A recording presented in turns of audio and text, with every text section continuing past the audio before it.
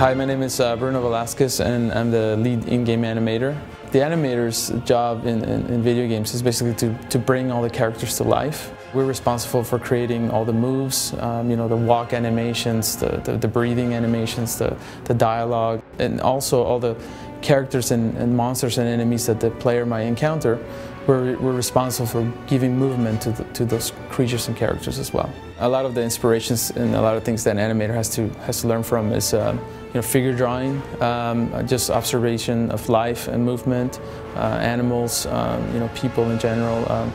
Some of our animators have studied martial arts.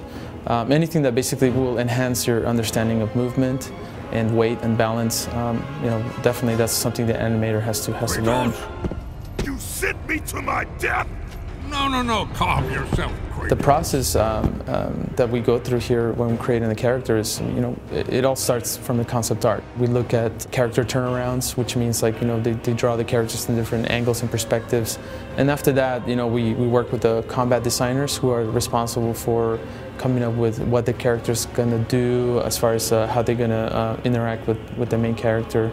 For example, for Kratos, what we always try to do with him is we try to keep him consistent throughout all the animations and throughout the game. We have a set of rules that all the animators follow.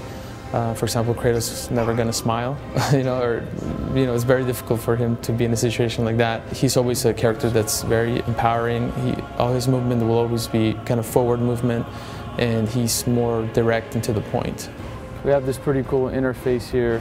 We're able to manipulate his eyes, snarl. That's always useful. Kratos does a lot of that.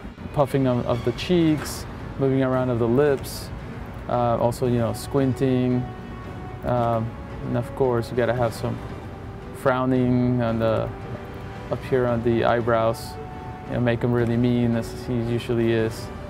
This is actually the opening of the game. As soon as you press the start screen, this is what's gonna happen here. And it's going to begin the game with Kratos delivering one of his lines. My vengeance ends now. Personally, my favorite animation in God of War 3 would be a certain weapon. I was responsible for animating the Nemesis. Kratos have never had this lightning fast type of weapon before, and I was able to kind of have more fun with Kratos and kind of push him and do things that he normally wouldn't have done in other games. There's a move where Kratos will, if you just hit the triangle button with the Nemesis weapon, he'll do this combo that will just take the guy up into the air automatically without having to hold down the button. And that opens up, for this really cool air combat possibilities. So I would have to say that's one of my favorites. The Hermit's Chase was a lot of fun to develop. This god is basically teasing Kratos along to chase him while all of this environment was crashing and kind of breaking down all around you.